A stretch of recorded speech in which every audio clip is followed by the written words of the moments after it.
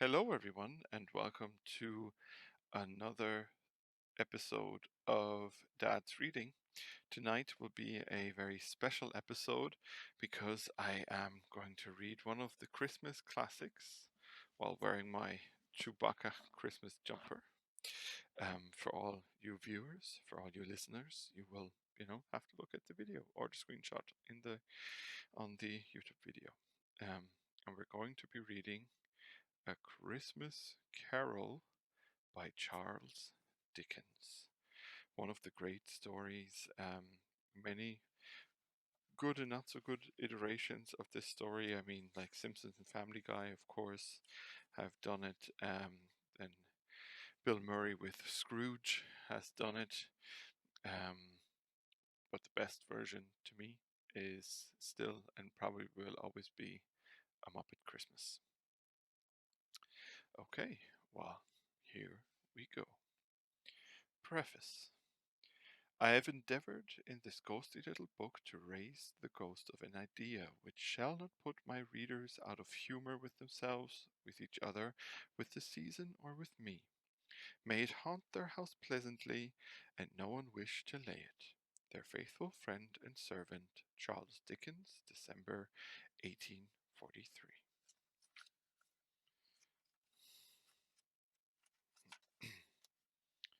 Stave 1.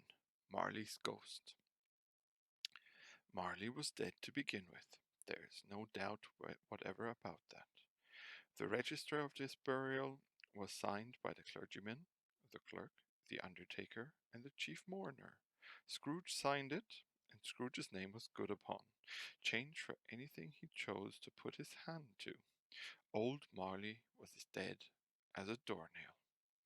Mind, I don't mean to say that I know of my own knowledge what there is particularly dead about a doornail. I might have been inclined myself to regard a coffin nail as the deadest piece of ironmongery in the trade. But the wisdom of our ancestors is in the simile, and my unhallowed hands shall not disturb it, or the country's done for.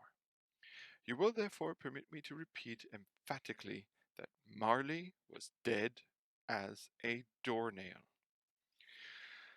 Scrooge knew he was dead? Of course he did.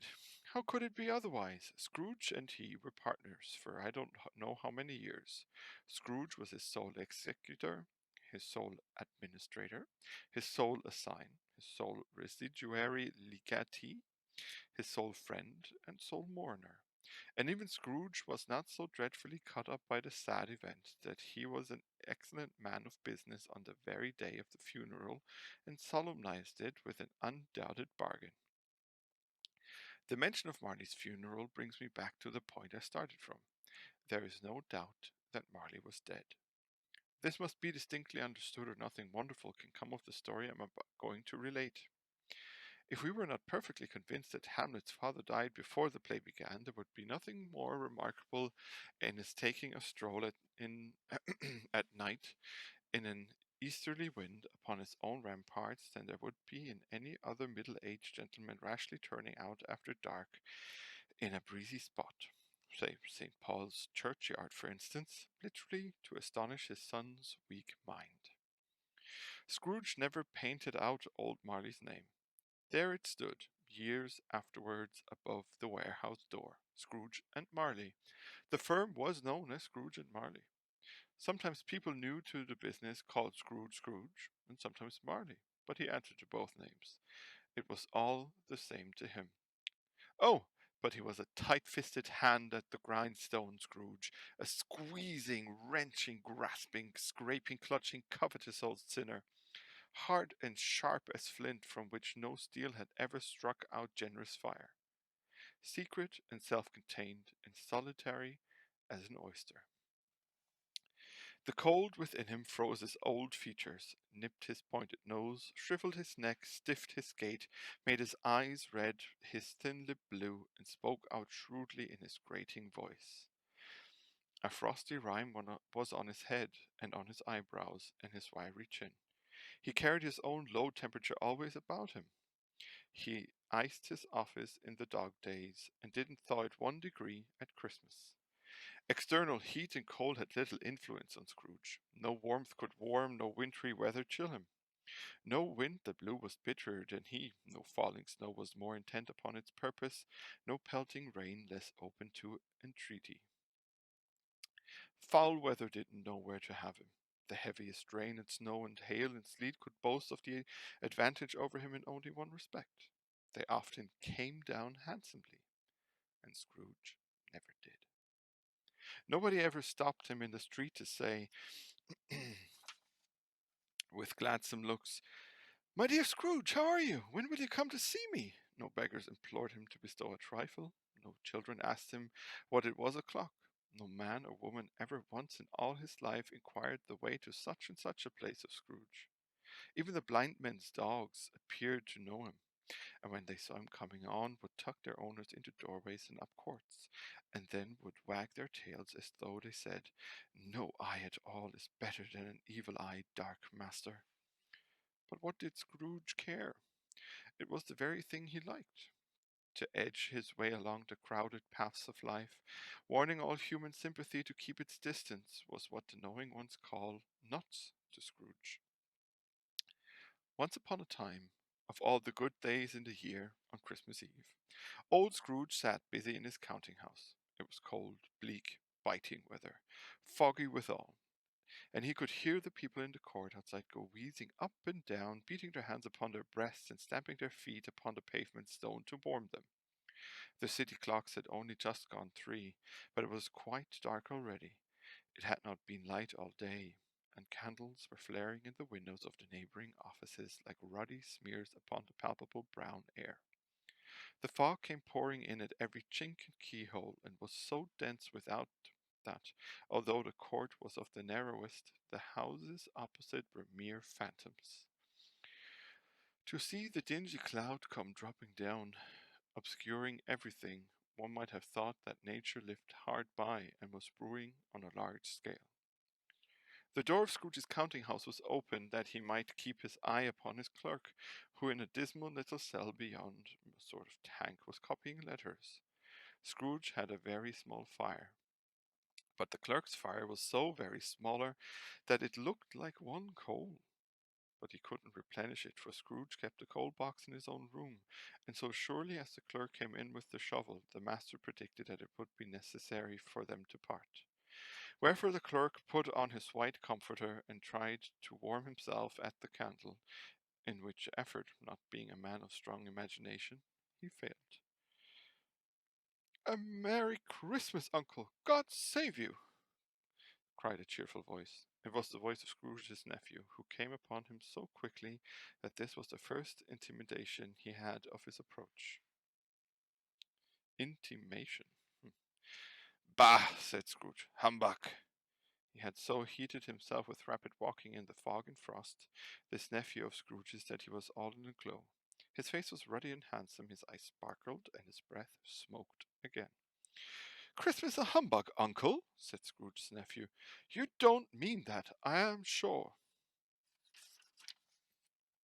"I do," said Scrooge. "Merry Christmas! What right have you to be merry? What reason have you to be merry? You're poor enough."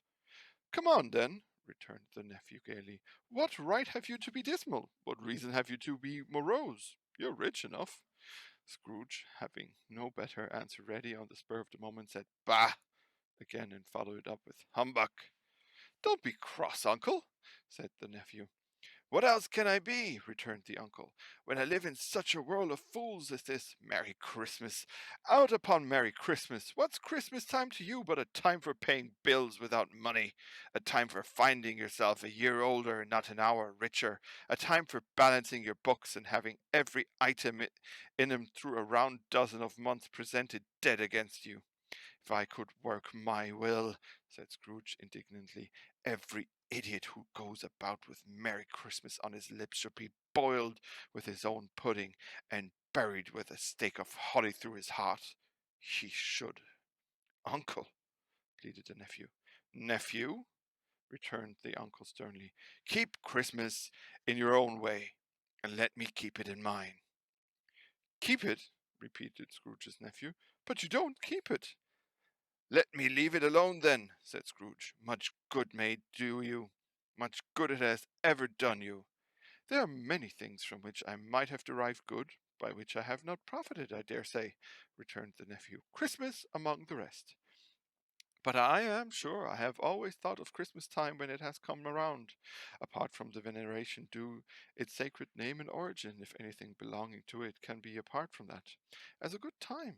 A kind, forgiving, charitable, pleasant time, the only time I know of in the long calendar of the year when men and women seem by one consent to open their shut up hearts freely, and to think of people below them as if they were fellow passengers to the grave, and not another race of creatures bound in other journeys. And therefore, uncle, though it has never put a scrap of gold or silver in my pocket, I believe that it has done me good and will do me good, and I say God bless it. The clerk in a tank involuntarily applauded. Becoming immediately sensible of the impropriety, he poked the fire and extinguished the last frail spark forever. Let me hear another sound from you, said Scrooge, and you'll keep your Christmas by losing your situation. You're quite a powerful speaker, sir, he added, turning to his nephew. I wonder you don't go into Parliament. Don't be angry, uncle. Come, dine with us tomorrow. Scrooge said that he would see him. Yes, indeed, he did. He went the whole length of the expression, and said that he would see him in that extremity first. But why? Cried Scrooge's nephew. Why? Why did you get married? Said Scrooge. Because I fell in love. Because you fell in love? Growled Scrooge, as if that were the only one thing in the world more ridiculous than a Merry Christmas. Good afternoon. Nay, uncle, but you never came to see me before that happened. Why give it as a reason for not coming now? Good afternoon, said Scrooge. I want nothing from you. I ask nothing of you. Why cannot we be friends? Good afternoon. I am sorry with all my heart to find you so resolute. We have never had any quarrel to which I have been a party, but I have made the trial in homage to Christmas, and I'll keep my Christmas humour to the last. So, a Merry Christmas, uncle. Good afternoon, said Scrooge, and a Happy New Year. Good afternoon. His nephew left the room without an angry word, notwithstanding. He stopped at the outer door to bestow the greetings of the season on the clerk, who, cold as he was warmer than Scrooge, for he returned him cordially. There's another fellow, muttered Scrooge, who overheard him. My clerk, with 15 shillings a week and a wife and family, talking about a Merry Christmas. I'll retire to Bedlam. This lunatic, in letting Scrooge's nephew out, had let two other people in. They were portly gentlemen, pleasant to behold, and now stood with their hats off in Scrooge's office. They had books and papers in their hands and bowed to him. Scrooge and Marley, I believe, said one of the gentlemen, referring to his list. Have I the pleasure of addressing Mr. Scrooge or Mr. Marley? Mr. Marley has been dead these 7 years, Scrooge replied. He died 7 years ago, this very night. We have no doubt his liberality is well represented by his surviving partner, said the gentleman, presenting his credentials. Certainly was, for they had been two kindred spirits. At the ominous word liberality, Scrooge frowned and shook his head, and handed the credentials back. At this festive season of the year, Mr. Scrooge, said the gentleman, taking up a pen, it is more than usual desirable that we should make some slight provisions for the poor and destitute, who suffer greatly at the present time. Many thousands are in want of common necessaries.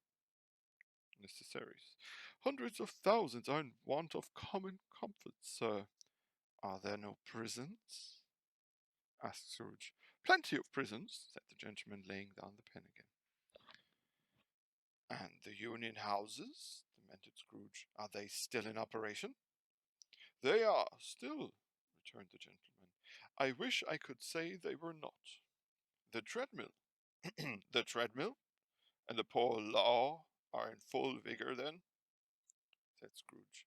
Both very busy, sir. Oh, I was afraid from what you had said at first that something had occurred to stop them in their useful course, said Scrooge. I'm very glad to hear it. Under the impression that they scarcely furnish Christian cheer of mind or body to the multitude, returned the gentleman. A few of us are endeavouring to raise a fund to buy the poor some meat and drink and means of warmth. We choose this time because it is a time of all others when want is keenly felt and abundance rejoiced. What shall I put you down for? Nothing, Scrooge replied. You wish to be anonymous? I wish to be left alone, said Scrooge. Since you ask what I wish, gentlemen, this is my answer. I don't make merry myself at Christmas, and I can't afford to make idle people merry. I help to support the establishments I have mentioned. They cost enough, and those who are badly off must go there. Many can't go there, and many would rather die.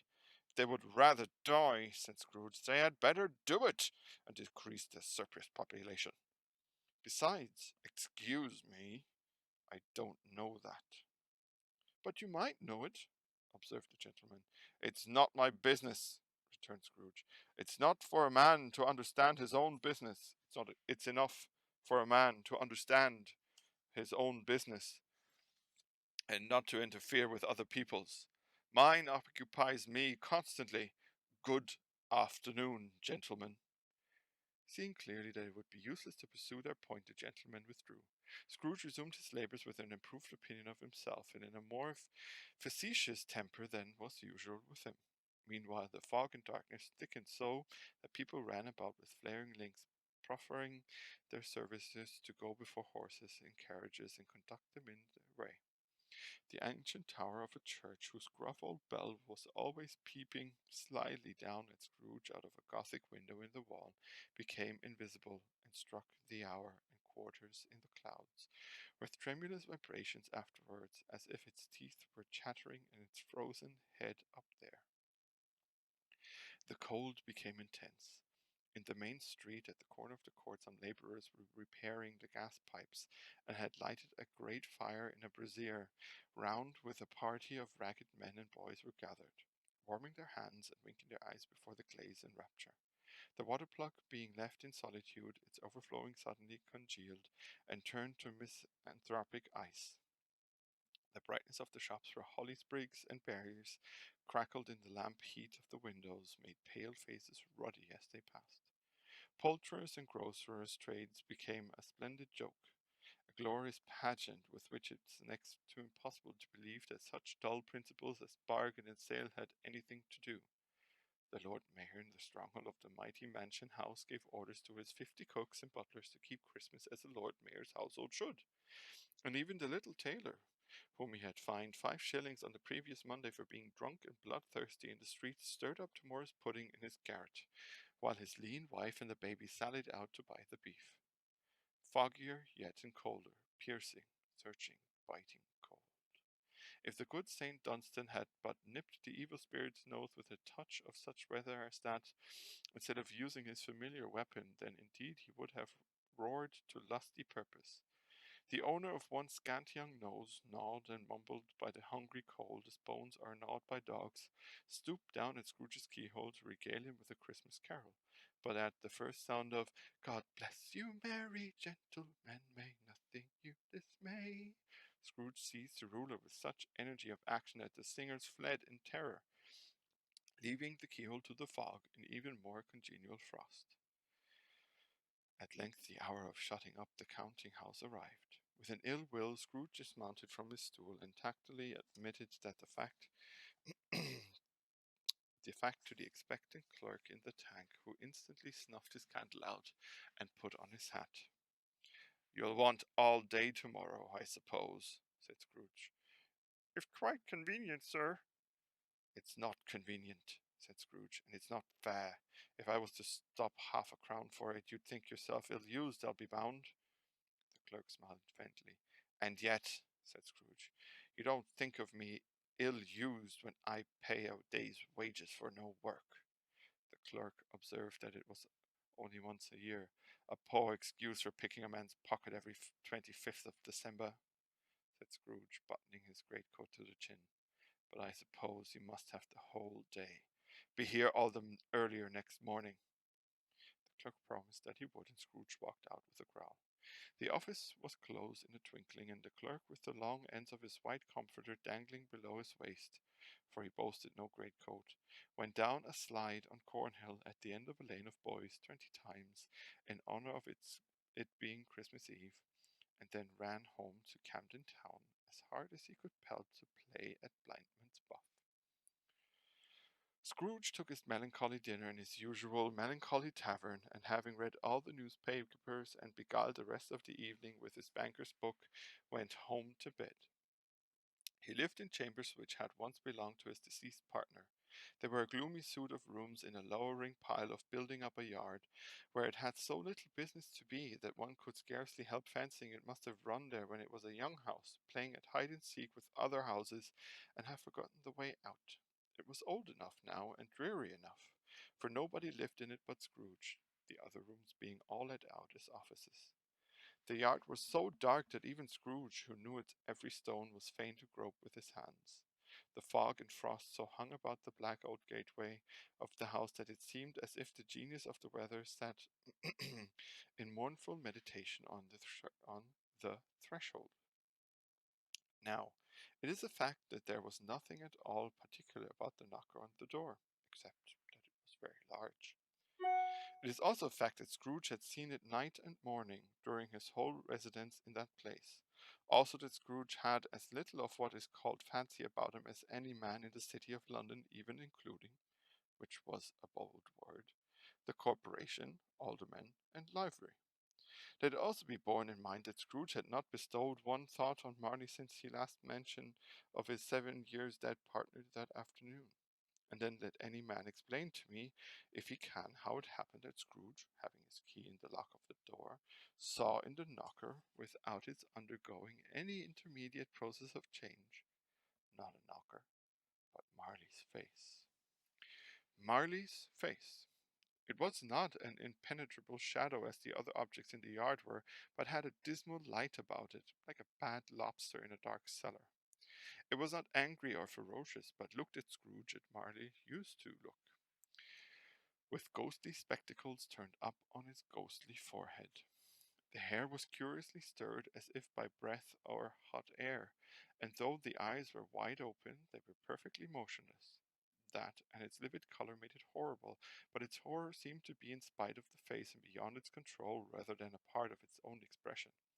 As Scrooge looked fixedly at this phenomenon, it was a knocker again. To say that he was not startled or that his blood was not conscious of a terrible sensation to which it had been a stranger from infancy, would be untrue. But he put his hand upon the key he had relinquished, turned it sturdily, walked in, and lighted his candle.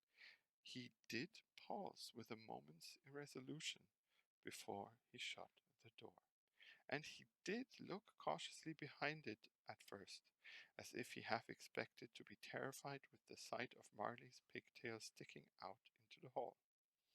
But there was nothing on the back of the door, except the screws and nuts that held the knocker on, so he said, "Poh, poh," and closed it with a bang.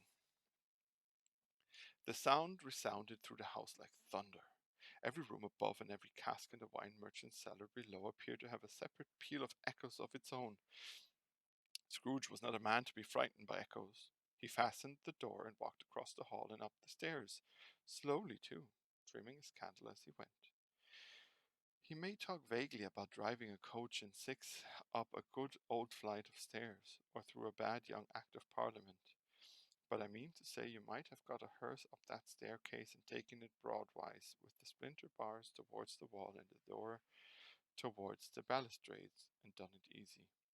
There was plenty of width for that, and room to spare, which is perhaps the reason why Scrooge thought he saw a locomotive hearse going on before him in the gloom.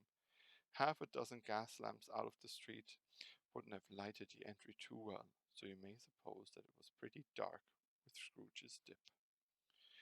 Up Scrooge went, not caring a button for that. Darkness is cheap, and Scrooge liked it. But before he shut his heavy door, he walked through his room to see that all was all right. He had just enough recollection of the face to desire to do that. Sitting room, bedroom, lumber room, all as they should be. Nobody under the table, nobody under the sofa. A small fire in the grate, spoon and basin ready, and the little saucepan of gruel. Scrooge had a cold in his head upon the hob. Nobody under the bed, nobody in the closet, nobody in his dressing gown, which was hanging up in a suspicious attitude against the wall. Lumber room as usual. Old fire guard, old shoes, two fish baskets, washing stand on three legs, and a poker. Quite satisfied, he closed his door and locked himself in. Double locked himself in, which was not his custom. Thus secured against surprise, he took off his cravat, put on his dressing gown and slippers, and his nightcap, and sat down before the fire to take his gruel. It was a very low fire indeed, nothing on such a bitter night. He was obliged to sit close to it and brood over it before he could extract the least sensation of warmth from such a handful of fuel. The fireplace was an old one, built by some Dutch merchant long ago and paved all round with quaint Dutch tiles designed to illustrate the scriptures. There were Cains and Abels, Pharaoh's daughters, queens of Sheba, angelic messengers ascending through the air on clouds like featherbeds, Abrahams, Belshazzars, apostles putting off to sea in butter boats, hundreds of figures to attract his thoughts, and yet that face of Marley, 7 years dead, came like the ancient prophet's rod and swallowed up the whole. If each smooth tile had been a blank at first, with power to shape some picture on its surface from the disjointed fragments of his thought, there would have been a copy of old Marley's head on every one. Humbug, said Scrooge, and walked across the room. After several turns he sat down again. As he threw his head back in the chair, his glance happened to rest upon a bell, a disused bell, that hung in the room and communicated, for some purpose now forgotten, with a chamber in the highest story of the building. It was with great astonishment, and with a strange, inexplicable dread, that he, as he looked, saw this bell begin to swing. It swung so softly in the outset that it scarcely made a sound, but soon it rang out loudly, and so did every bell in the house. This might have lasted half a minute, or a minute, but it seemed an hour. The bells ceased as they had begun together. They were succeeded by a clanking noise deep down below, as if some person were dragging a heavy chain over the cask in the wine merchant's cellar. Scrooge then remembered to have heard that ghosts in haunted houses were described as dragging chains. The cellar door flew open with a booming sound, and then he heard the noise much louder on the floors below. Then coming up the stairs, then coming straight towards his door. "It's humbug still," said Scrooge. "I won't believe it." His colour changed, though, when, without a pause, it came on through the heavy door and passed into the room before his eyes. Upon its coming in, the dying flame leapt up as though it cried, "I know him, Marley's ghost," and fell again. The same face, the very same. Marley in his pigtail, usual waistcoat, tights, and boots, the tassels on the latter bristling like his pigtail and his coat skirts and the hair upon his head. The chain he drew was clasped about his middle. It was long and wound about him like a tail, and it was made, for Scrooge observed it closely, of cash boxes, keys, padlocks, ledgers, deeds, and heavy purses wrought in steel. His body was transparent, so that Scrooge, observing him and looking through his waistcoat, could see the two buttons on his coat behind. Scrooge had often heard it said that Marley had no bowels, but he had never believed it until now. No, nor did he believe it even now. Though he looked the phantom through and through and saw it standing before him, though he felt the chilling influence of its death-cold eyes and marked the very texture of the folded kerchief bound about its head and chin, which wrapper he had not observed before, he was still incredulous and fought against his senses. "How now?" said Scrooge, caustic and cold as ever. "What do you want from me?" "Much." Marty's voice, no doubt about it. "Who are you?" "Asked me who I was." "Who were you, then?" said Scrooge, raising his voice. "You're particular for a shade." He was going to say to a shade, but substituted this as more appropriate. "In life I was your partner, Jacob Marley." Can you sit down?" asked Scrooge, looking doubtfully at him. I can. Do it then. Scrooge asked the question because he didn't know whether a ghost so transparent might find himself in a condition to take a chair, and felt that in the event of its being impossible, it might involve the necessity of an embarrassing explanation. But the ghost sat down on the opposite side of the fireplace as if he were quite used to it. You don't believe in me, observed the ghost. I don't, said Scrooge. What evidence would you have of my reality beyond that of your own senses? I don't. Why do you doubt your senses? Because, said Scrooge, little things can affect them. The slightest order of the stomach makes them cheats. You may be an undigested bit of beef, a blot of mustard, a crumb of cheese, a fragment of an underdone potato. There's more of gravy than of grave about you, whatever you are. Scrooge was not much in the habit of cracking jokes, nor did he feel in his heart by any means waggish then. The truth is that he tried to be smart, as a means of distracting his own attention and keeping down his terror, for the spectre's voice disturbed the very marrow in his bones. To sit staring at those fixed, glazed eyes in silence for a moment would play, Scrooge felt, the very deuce with him.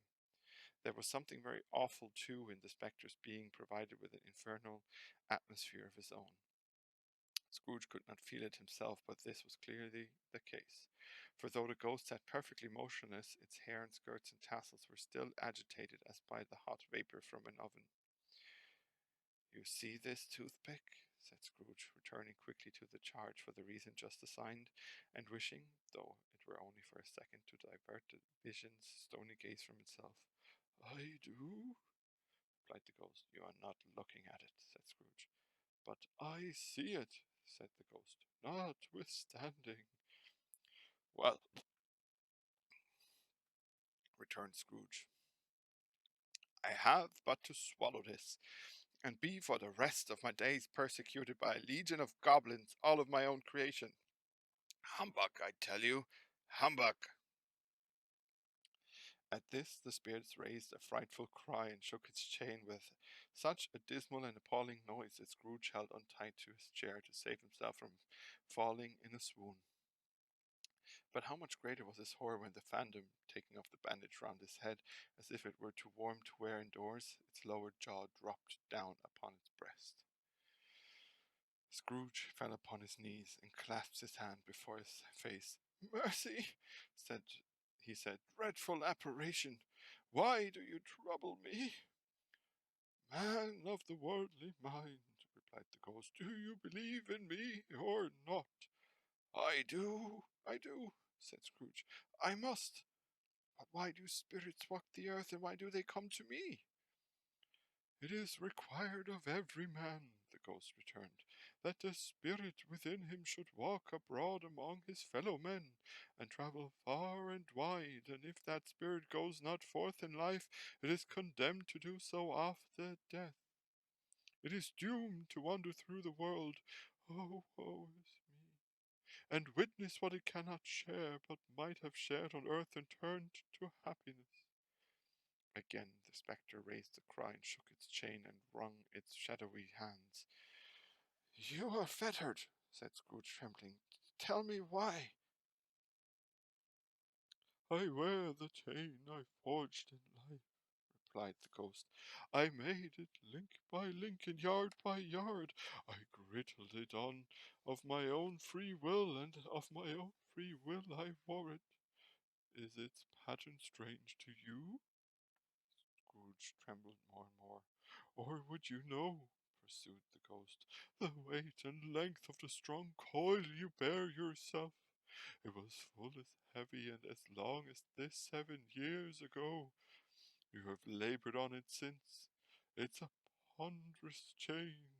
Scrooge glanced about him on the floor, in the expectation of finding himself surrounded by some 50 or 60 fathoms of iron cable, but he could see nothing. Jacob, said he said imploringly. Oh, Jacob Marley, tell me more. Speak comfort to me, Jacob. I have none to give, the ghost replied. It comes from other regions, Ebenezer Scrooge, and is conveyed by other ministers to other kinds of men, nor can I tell you what I would. A very little more is all permitted to me. I cannot rest, and I cannot stay, and I cannot linger anywhere. My spirit never walked beyond our counting house, mark me. In life my spirit never roved beyond the narrow limits of our money-changing hole, and weary journeys lie before me. It was a habit with Scrooge whenever he became thoughtful to put his hands in his breeches pockets. Pondering what the ghost had said, he did so now, but without lifting up his eyes or getting off his knees. You must have been very slow about it, Jacob, Scrooge observed in a businesslike manner, though with humility and deference. Slow? The ghost repeated. 7 years dead, mused Scrooge, and travelling all the time? The whole time, said the ghost. No rest, no peace, incessant torture of remorse. You travel fast? Said Scrooge. On the wings of the wind, replied the ghost. You might have got over a great quantity of ground in 7 years, said Scrooge. The ghost, on hearing this, set up another cry and clanked its chain so hideously in the dead silence of the night that the ward would have been justified in indicting it for a nuisance. "Ho! Captive, bound and double-ironed!" cried the phantom. "Not to know that ages of incessant labour by immortal creatures for this earth must pass into eternity, before the good of which it is susceptible is all developed. Not to know that any Christian spirit working kindly in its little sphere, whatever it may be, will find its mortal life too short for its vast means of usefulness. Not to know that no space of regret can make amends for one's life's opportunities misused, yet such was I, oh, such was I." "But you were always a good man of business, Jacob," faltered Scrooge, who now began to apply this to himself. "Business!" cried the ghost, wringing its hands again. "Mankind was my business. The common welfare was my business. Charity, mercy, forbearance, and benevolence were all my business. The dealings of my trade were but a drop of water in the comprehensive ocean of my business.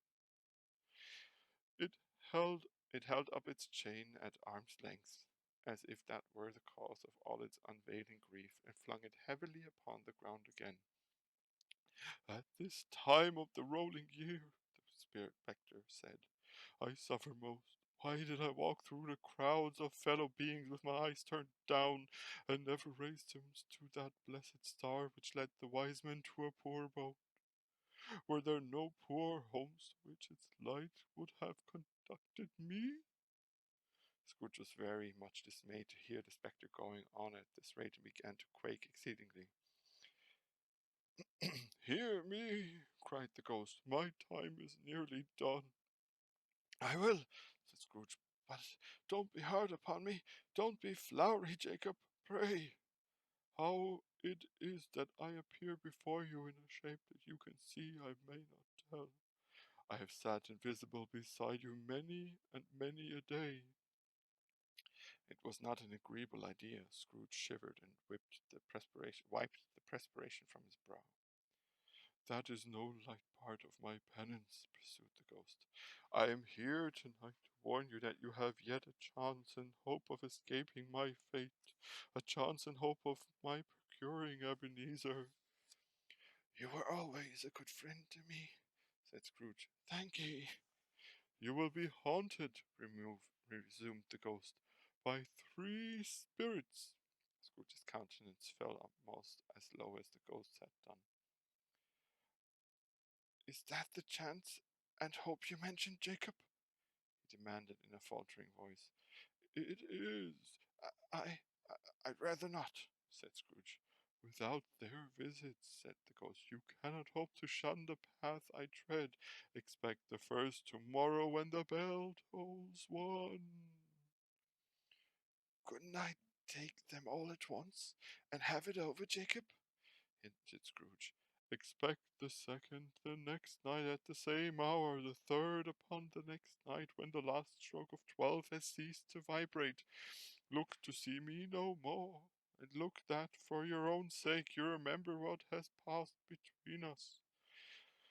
When it had said these words, the spectre took its wrapper from the table and bound it round its head as before. Scrooge knew this by the smart sound its teeth made when the jaws were brought together by the bandage.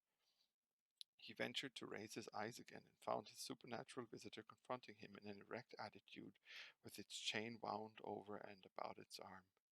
The apparition walked backwards from him, and at every step it took, the window raised itself a little, so that when the spectre reached it, it was wide open.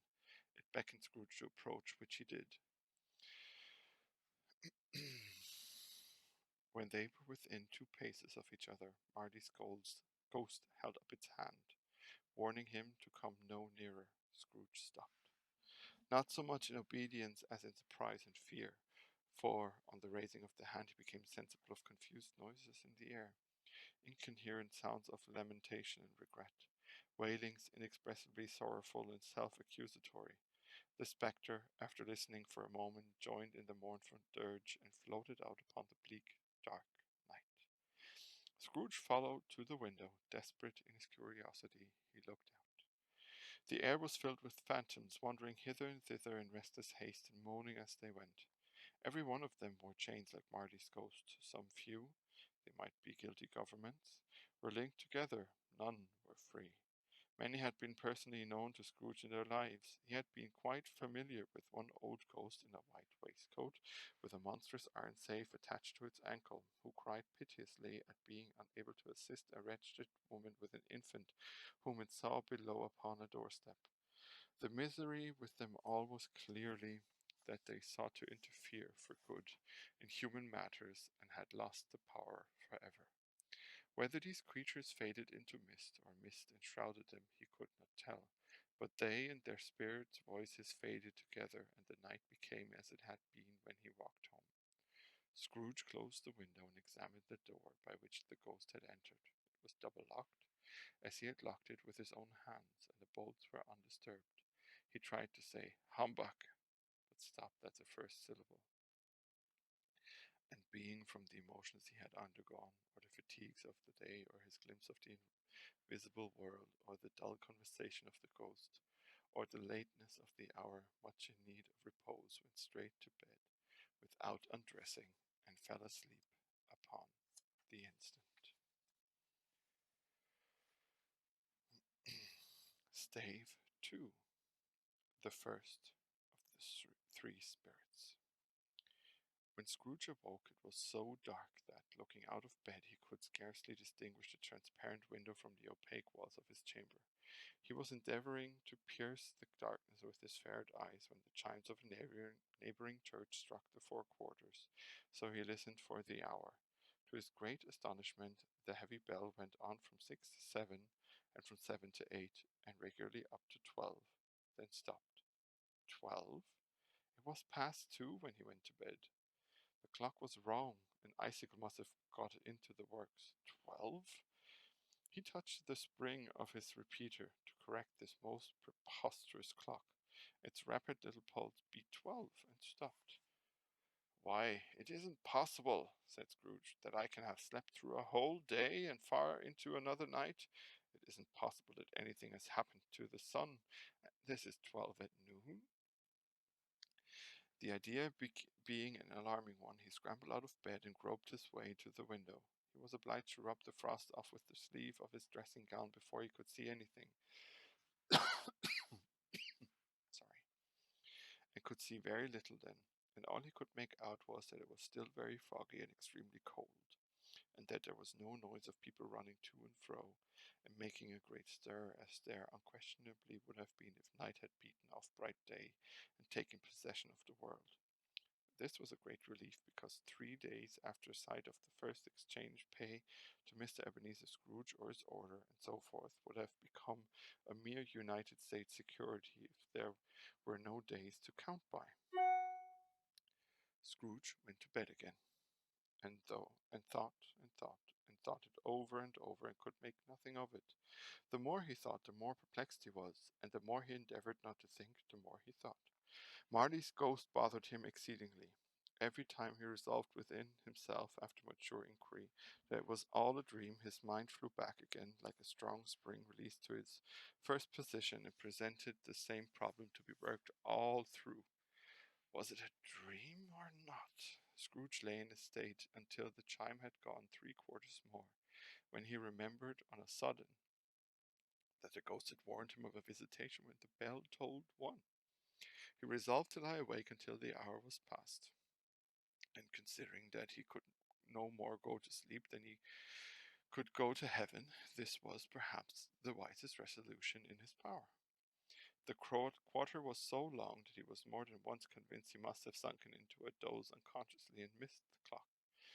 At length it broke upon his listening ear. Ding dong. A quarter past, said Scrooge, counting. Ding dong. Half past, said Scrooge. Ding dong.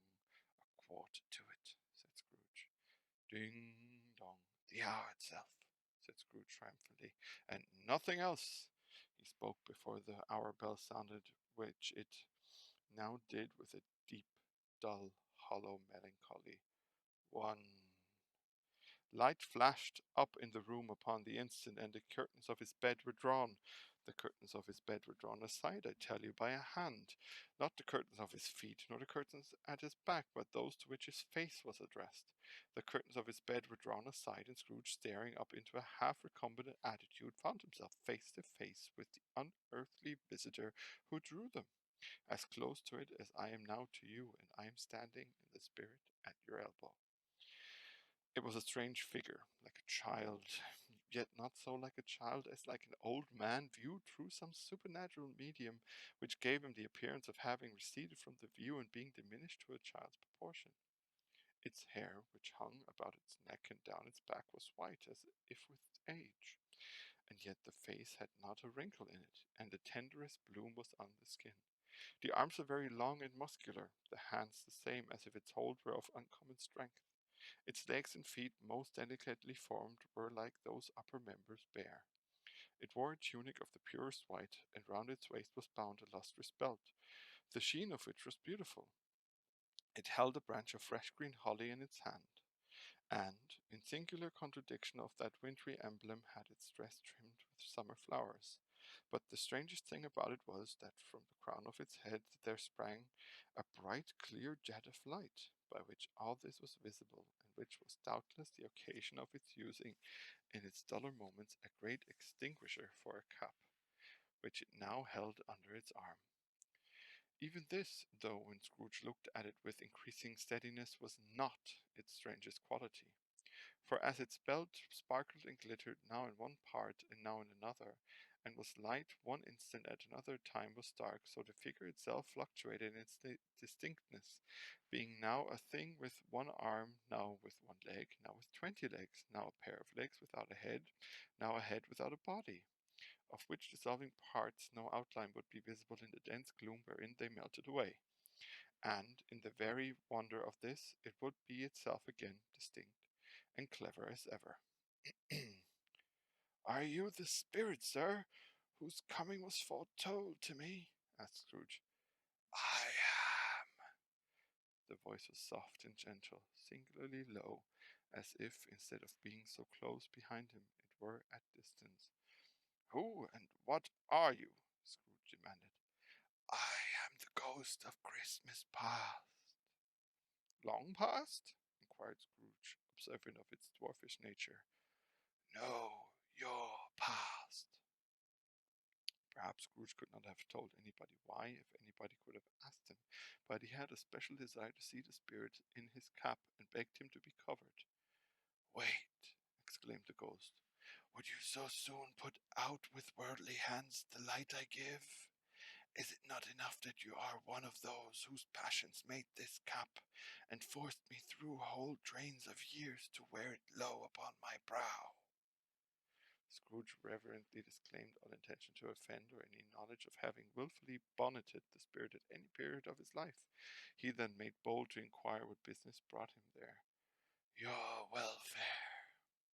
Scrooge expressed himself much obliged, but could not help thinking that a night of unbroken rest would have been more conducive to that end. The spirit must have heard him thinking, for it said immediately, "Your reclamation, then, take heed." It put out its strong hand as it spoke and clasped him gently by the arm. "Rise and walk with me."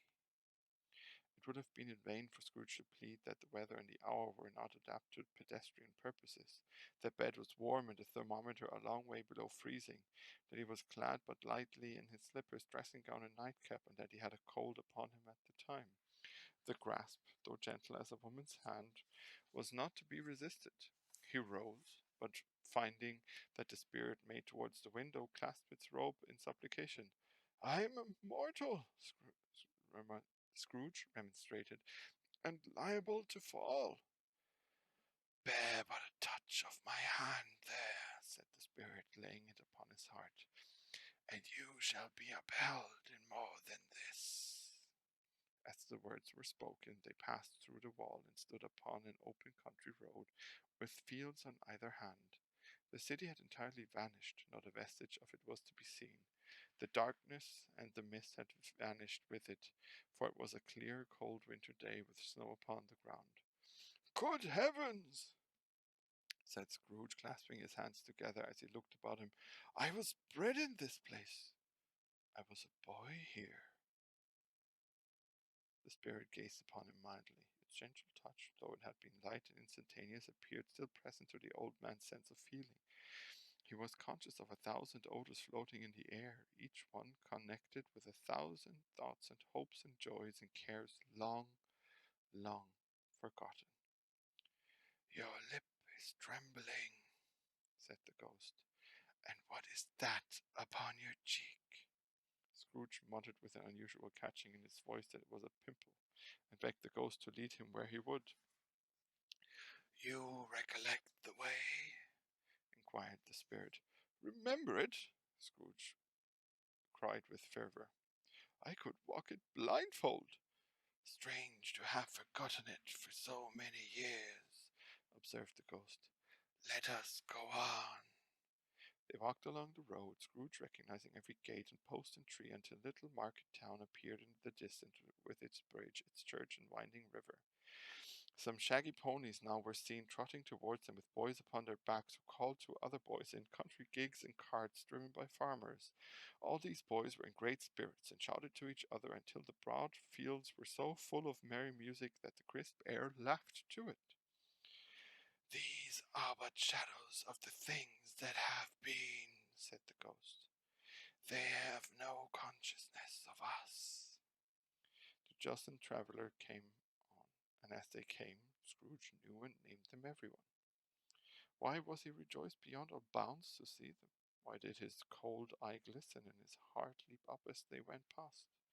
Why was he filled with gladness when he heard them give each other Merry Christmas as they parted at crossroads and byways for their several homes? What was Merry Christmas to Scrooge? Out upon Merry Christmas! What good had it done him? "The school is not quite deserted," said the ghost. "A solitary child, neglected by his friends, is left there still." Scrooge said he knew it, and he sobbed. They left the high road by a well-remembered lane and soon approached a mansion of dull red brick, with a little weathercock surmounted cupola on the roof and a bell hanging in it. It was a large house, but one of broken fortunes, for the spacious offices were little used, their walls were damp and mossy, their windows broken, and their gates decayed. Fowls clucked and strutted in the stables, and the coach house and sheds were overrun with grass. Nor was it more retentive of its ancient state within, for entering the dreary hall and glancing through the open doors of many rooms, they found them poorly furnished, cold, and vast. There was an earthy savour in the air, a chilly bareness in the place, which associated itself somehow with too much getting up by candlelight and not too much to eat. They went, the ghost and Scrooge, across the hall to a door at the back of the house.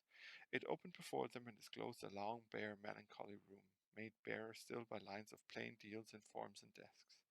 At one of these a lonely boy was reading near a feeble fire, and Scrooge sat down upon a form and wept to see his poor forgotten self as he had used to be. Not a latent echo in the house, not a squeak and scuffle from the mice behind the panelling, not a drip from the half-thawed waterspout in the dull yard behind, not a sigh among the leafless boughs of one despondent polar, not the idle swinging of the empty storehouse door, no, not a clicking in the fire, but fell upon the heart of Scrooge with softening influence, and gave a freer passage to his tears. The spirit touched him on the arm, and pointed to his younger self, intent upon his reading. Suddenly a man in foreign garments, wonderfully real and distinct to look at, stood outside the window, with an axe stuck in his belt, and leading by the bridle an ass laden with wood. "Why, it's Ali Baba!" Scrooge exclaimed in ecstasy. "It's dear old honest Ali Baba. Yes, yes, I know. One Christmas time, when yonder solitary child was left here alone, he did come for the first time, just like that. Poor boy. And Valentine," said Scrooge, "and his wild brother Orson. There they go. And what's his name, who was put down in his drawers asleep at the gate of Damascus? Don't you see him? The Sultan's groom turned upside down by the guinea. There, he is upon his head. Serve him right, I'm glad of it. What business had he to be married to the princess?" To hear Scrooge expending all the earnestness of his nature on such subjects in a most extraordinary voice between laughing and crying, and to see his heightened and excited face, would have been a surprise to his business friends in the city indeed. "There's the parrot!" cried Scrooge. "Green body and yellow tail, with a thing like a lettuce growing out of the top of his head. There he is! Poor Robin Crusoe, he called him when he came home again after sailing round the island. Poor Robin Crusoe, where have you been, Robin Crusoe?" The man thought he was dreaming, but he wasn't. It was the parrot, you know. There goes Friday, running for his life to the little creek. Halloa! Whoop! Hello! Then, with a rapidity of transition very foreign to his usual character, he said in pity for his former self, "Poor boy," and cried again. "I wish," Scrooge muttered, putting his hand on his pocket and looking about him after drying his eyes with his cuff. "But it's too late now." "What is the matter?" asked the spirit. "Nothing," said Scrooge. "Nothing. There was a boy singing a Christmas carol at my door last night. I should like to have given him something. That's all." The ghost smiled thoughtfully and waved its hand, saying, as it did so, "Let us see another Christmas." Scrooge's former self grew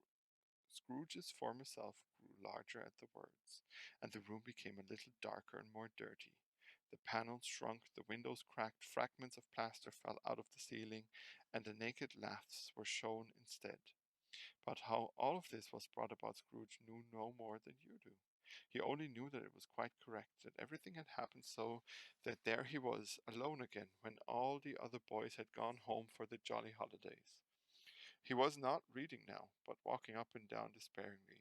Scrooge looked at the ghost, and with a mournful shaking of his head, glanced anxiously towards the door. It opened, and a little girl, much younger than the boy, came darting in, and putting her arms about his neck, and often kissing him, and addressed him as "Dear, dear brother." "I've come to bring you home, dear brother," said the child, clasping her tiny hands and bending down to laugh. "To bring you home, home, home." "Home, little Fan?" returned the boy. "Yes," said the child, brimful of glee. "Home for good and all. Home for ever and ever. Father is so much kinder than he used to be. That's home like heaven. He spoke so gently to me one dear night when I was going to bed that I was not afraid to ask him once more if you might come home. And he said, yes, you should, and sent me in a coach to bring you. And you're to be a man," said the child, opening her eyes, "and are never to come back here. But first we're to bring together all the Christmas long and have the merriest time in the world." "You're quite a woman, little Fan," explained the boy. She clasped her hands and laughed and tried to touch his head, but being too little, laughed again and stood on tippy toe to embrace him. Then she began to drag him in her childish eagerness towards the door, and he, nothing loath to go, accompanying her. A terrible voice in the hall cried, "Bring down Master Scrooge's box there!" And in the hall appeared the schoolmaster himself, who glared on Master Scrooge with a ferocious condescension, and threw him into a dreadful state of mind by shaking hands with him. He then conveyed him and his sister into the veriest old well of a shivering best parlour that ever was seen, where the maps upon the wall and the celestial and terrestrial globes in the windows were waxy with cold. Here produced a decanter of curiously light wine and a block of curiously heavy cake, and administered installments of those dainties to the young people, at the same time sending out a meagre servant to offer a glass of something to the postboy, who answered that he thanked the gentleman, but if it was the same tap as he had tasted before, he'd rather not. Master Scrooge's trunk being by this time tied on top of the chaise, the children bade the schoolmaster good-bye right willingly, and getting into it, drove gaily down the garden sweep, the quick wheels dashing the hoar frost and snow from off the dark leaves of the evergreens like spray. "Always a delicate creature whom a breath might have withered," said the ghost. "But she had a large heart." "So she had," cried Scrooge. "You're right. I will not gainsay it, Spirit. God forbid. She died a woman,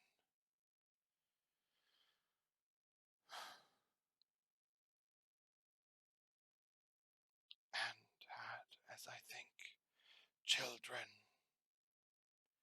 "One child," Scrooge returned. "True," said the ghost. "Your nephew." Scrooge seemed uneasy in his mind, and answered briefly, "Yes." Although they had but that moment left the school behind them, they were now in the busy thoroughfares of a city, where shadowy passengers passed and repassed, where shadowy carts and coaches battled for the way, and all the strife and tumult of a real city were. It was made plain enough by the dressing of the shops that here, too, it was Christmas time again, but it was evening, and the streets were lighted up. The ghost stopped at a certain warehouse door and asked Scrooge if he knew it. "Know it?" said Scrooge. "Was I apprenticed here?" They went in. At sight of an old gentleman in a Welsh wig sitting behind such a high desk that if he had been 2 inches taller he must have knocked his head against the ceiling, Scrooge cried in great excitement, "Why, it's old Fezziwig! Bless his heart, it's Fezziwig alive again!" Old Fezziwig laid down his pen and looked up at the clock, which pointed to the hour of 7. He rubbed his hands, adjusted his capacious waistcoat, laughed all over himself, from his shoes to his organ of benevolence, and called out in a comfortable, oily, rich, fat,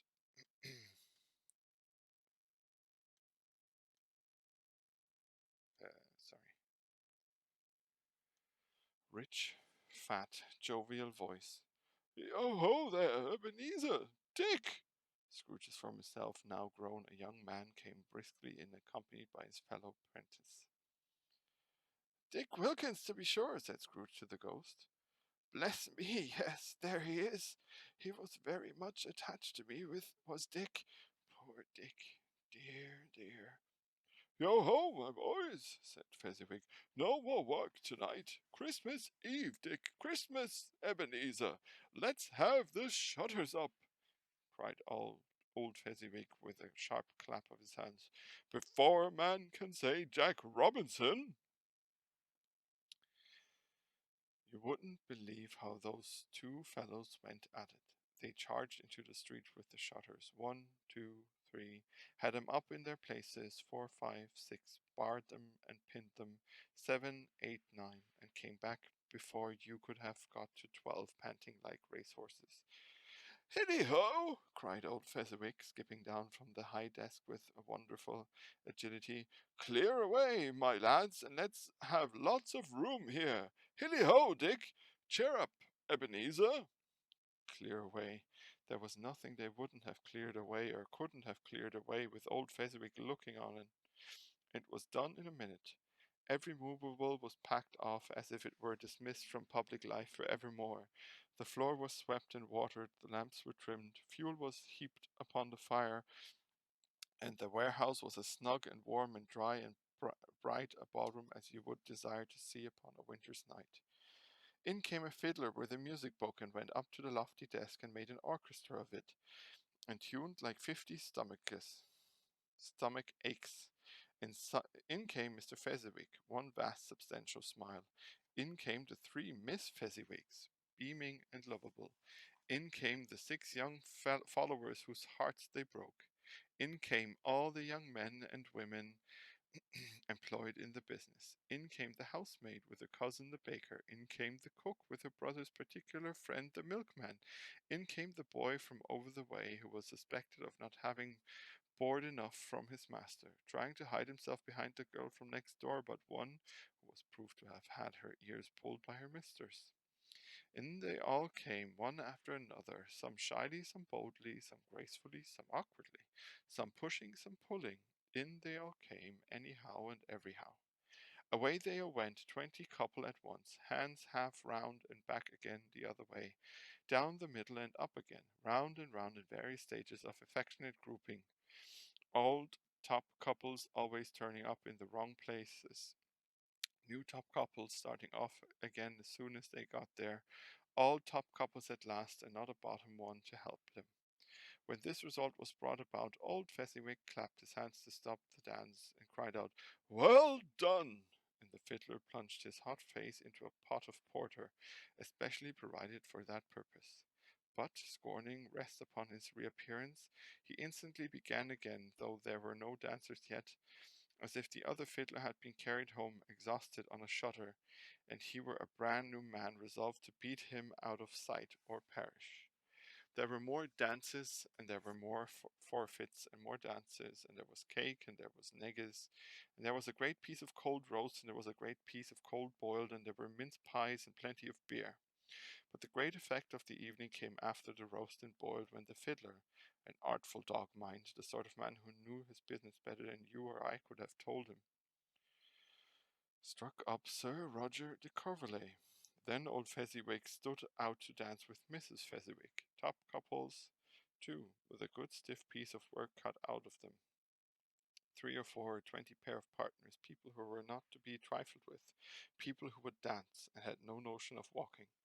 But if there had been twice as many, 4 times, old Fezziwig would have been a match for them, and so would Mrs. Fezziwig. As to her, she was worthy to be his partner in every sense of the term. If that's not high praise, tell me higher, and I'll use it. A positive light appeared to issue from Fezziwig's calves. They shone in every part of the dance like moons. You couldn't have predicted at any time what would become of them next. And when old Fezziwig and Mrs. Fezziwig had gone all through the dance, advance and retire, both hands to your partner, bow and curtsy, corkscrew, thread the needle and back again to your place, Fezziwig cut so deftly that he appeared to wink with his legs and came upon his feet again without a stagger. When the clock struck 11, this domestic ball broke up. Mr. and Mrs. Fezziwig took their stations, one on either side of the door, and shaking hands with every person individually as he or she went out, wished him or her a Merry Christmas. When everybody had retired but the two prentices, they did the same to them, and thus the cheerful voices died away, and the lads were left to their beds, which were under a counter in the back shop. During the whole of this time, Scrooge had acted like a man out of his wits. His heart and soul were in the scene and with his former self. He corroborated everything, remembered everything, enjoyed everything, and underwent the strangest agitation. It was not until now, when the bright faces of his former self and Dick were turned from them, that he remembered the ghost and became conscious that it was looking full upon him, while the light upon its head burned very clear. "A small matter," said the ghost, "to make these silly folk so full of gratitude." "Small?" echoed Scrooge. The spirit signed to him to listen to the two apprentices who were pouring out their hearts in praise of Fezziwig, and when he had done so, said, "Why, is it not? He has spent but a few pounds of your mortal money, 3 or 4 perhaps. Is that so much that he deserved this praise?" "It isn't. It isn't that," said Scrooge, heated by the remark, and speaking unconsciously like his former not latter self. It isn't, Spirit. He has the power to render us happy or unhappy, to make our services light or burdensome, a pleasure or a toil. Say that his power lies in words and looks, in things so slight and insignificant that it is impossible to add and count them up. What then? The happiness it gives it quite as great as if it cost a fortune. He felt the spirit's glance and stopped. What's the matter? Nothing particular, said Scrooge. Something, I think, the ghost insisted. No, no. I should like to be able to say a word or two to my clerk just now. That's all. His former self turned down the lamps as he gave utterance to the wish, and Scrooge and Ghost again stood side by side in the open air. My time grows short, observed the spirit. Quick! It was not addressed to Scrooge or to anyone whom he could see, but it produced an immediate effect. For again Scrooge saw himself. He was older now, a man in the prime of his life. His face had not the harsh and rigid lines of later years, but it had begun to wear the signs of care and avarice. There was an eager, greedy, restless motion in his eyes which showed the passion that he had taken root, and where the shadow of the growing tree would fall. He was not alone, but sat by the side of a fair young girl in a morning dress, in whose eyes there were tears, which sparkled in the light that shone out of the ghost of Christmas past. It matters little, she said softly. To you, very little. Another idol has displaced me, and if it can cheer and comfort you in time to come, as I would have tried to do, I have no cause to grief. What idol has displaced you? He rejoined. A golden one. This is the even-handed dealing of the world, he said. There is nothing on which it is hard so as poverty, and there is nothing it professes to condemn with such severity as the pursuit of wealth. You fear for the world too much, she answered gently. All your other hopes have merged into hope of being beyond the chance of its sordid reproach. I've seen your nobler aspirations fall off one by one until the master passion, gain, engrossed you. Have I not? When then? He retorted. Even if I have grown so much wiser, what then? I am not changed towards you. She shook her head. Am I? Our contract is an old one. It was made when we were both poor and content to be so, until in good season we could improve our worldly fortune by our patient industry. You are changed. When it was made, you were another man. I was a boy, he said impatiently. Your own feelings tell you that you were not what you are, she returned. I am. That which promised happiness when we were one in heart is fraught with misery now that we are two. How often and how keenly I have thought of this, I will not say. It is enough that I have thought of it and can release you. Have I ever thought release? In words? No, never. In what then? In a changed nature, in an altered spirit, in another atmosphere of life, another hope as its great end, in everything that made my love of any worth or value in your sight.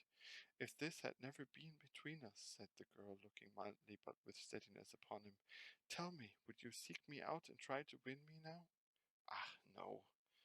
He seemed to yield to the justice of this supposition in spite of himself, but he said with a struggle, You think not? I would gladly think otherwise if I could, she answered. Heavens, no.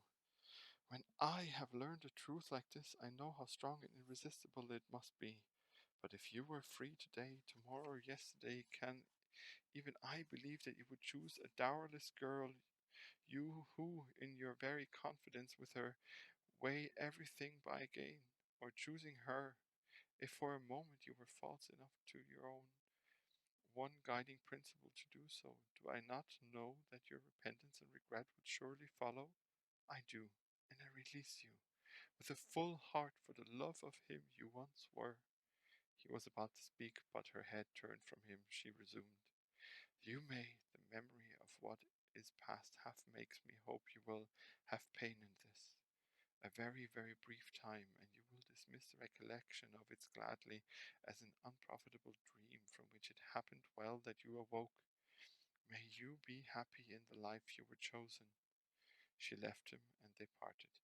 Spirit, said Scrooge, show me no more. Conduct me home. Why do you delight to torture me? One shadow more.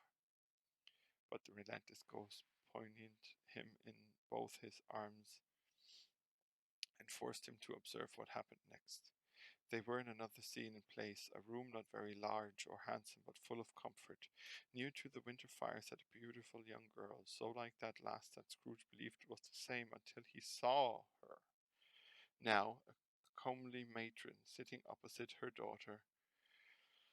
The noise in this room was perfectly tumultuous, for there were more children there than Scrooge in his agitated state of mind could count, and unlike the celebrated herd in the poem, they were not 40 children conducting themselves like one, but every child was conducting itself like 40.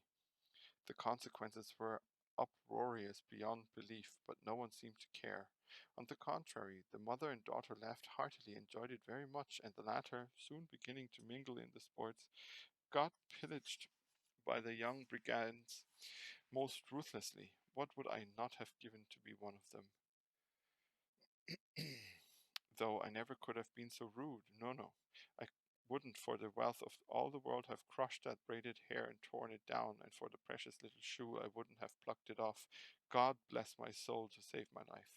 As it measuring As to measuring her waist in sport, as they did, bold young brood, I couldn't have done it. I should have expected my arm to have grown round it for a punishment and never come straight again, and yet I should have dearly liked, I own, to have touched her lips, to have questioned her, that she might have opened them, to have looked upon the lashes of her downcast eyes and never raised a blush, to have let loose waves of hair an inch of which would be a keepsake beyond price. In short, I would have liked, I do confess, to have had the lightest license of a child, and yet to have been man enough to know its value. But now a knocking at the door was heard, and such a rush immediately ensured that she, with laughing face and plundered dress, was borne toward it, the centre of a flush and boisterous group, just in time to greet the father, who came home attended by a man laden with Christmas toys and presents. Then the shouting and the struggling and the onslaught that was made on the defenceless porter, the scaling him with chairs for ladders to dive into his pockets, to spoil him of brown paper parcels, hold on tight by his cravat, hung him around his neck, pummel his back, and kick his legs in irrepressible affection. The shouts of wonder and delight with which the development of every package was received. The terrible announcement that the baby had been taken in the act of putting a doll's frying pan into his mouth and was more than suspected of having swallowed a fictitious turkey glued on a wooden platter. The immense relief of finding this a false alarm, the joy and gratitude and ecstasy. They are all indescribable alike. It is enough that by degrees the children and their emotions got out of the parlour, and by one stair at a time up to the top of the house, where they went to bed, and so subsided. And now Scrooge looked on more attentively than ever, when the master of the house, having his daughter leaning fondly on him, sat down with her and her mother at his own fireside, and when he thought that such another creature, quite as graceful and as full of promise, might have called him father and been a springtime in the haggard winter of his life, his sight grew very dim indeed. Belle, said the husband, turning to his wife with a smile, I saw an old friend of yours this afternoon. Who was it? Guess. How can I? Tut, don't I know? She added in the same breath, laughing as he laughed. Mr. Scrooge? Mr. Scrooge it was. I passed his office window, and as I was not shut up and he had a candle inside, I could scarcely help seeing him. His partner lies upon the point of death, I hear, and there he sat alone, quite alone in the world, I do believe. Spirit, said Scrooge in a broken voice, remove me from this place. I told you these were shadows of the things that have been, said the ghost. That they are what they are. Do not blame me. Remove me, Scrooge exclaimed. I cannot bear it. He turned upon the ghost, and seeing that it looked upon him with a face in which, in some strange way, there were fragments of all the faces it had shown him, wrestled with it. Leave me! Take me back! Haunt me no longer! In The struggle, if that can be called a struggle, in which the ghost, with no visible resistance on its own part, was undisturbed by any effort of its adversary. Scrooge observed that its light was burning high and bright, and dimly connecting that with its influence over him, he seized the extinguisher cap, and by a sudden action pressed it down upon its head. The spirit dropped beneath it, so that the extinguisher covered his whole form. But though Scrooge pressed it down with all his force, he could not hide the light which streamed from under it in an unbroken flood upon the ground. He was conscious of being exhausted and overcome by an irresistible drowsiness, and further of being in his own bedroom. He gave the cap a parting squeeze, in which his hand relaxed, and had barely time to reel to bed before he sank into a heavy sleep. And this is the end of part one of Charles Dickens' A Christmas Story, or A Christmas Carol, sorry. Um, be ready for part two very soon, when we will continue our journey down the road with Ebenezer Scrooge to witness the visit of the other two spirits and to see his rebirth. Um, Thank you very much for listening. Please follow me on social media: Instagram, Facebook, Twitter, um, and yeah, twitch.com/projectdad, or patreon.com/projectdad. If you are watching the video, you can find all the links below. Please also hit the little bell and, you know, subscribe to all my channels. And yeah, if you really enjoy what I have been doing this past year, because I really would love to keep it up, then please head over to patreon.com/projectdad and donate maybe a $5 towards me, because it would greatly, greatly help me and make me able to keep this up as long as possible, and maybe increase my efforts in making more shows like this. And for all you podcast listeners, thank you for watching, or thank you for listening. I know it's been a while since the last episode of Dad's Reading, but you know, this year has been a mad one, and life sadly sometimes happens to be crazy. But this should be me getting back into the spirits of Dad's Reading, and I hope you enjoy every episode to come. I am hoping after the Christmas Carol to continue with The Wizard of Oz. I just need to look up where we left off. So, for now, I will say adieu, auf Wiedersehen, goodbye, Merry Christmas, frohe Weihnachten, Feliz Navidad. Your Steve.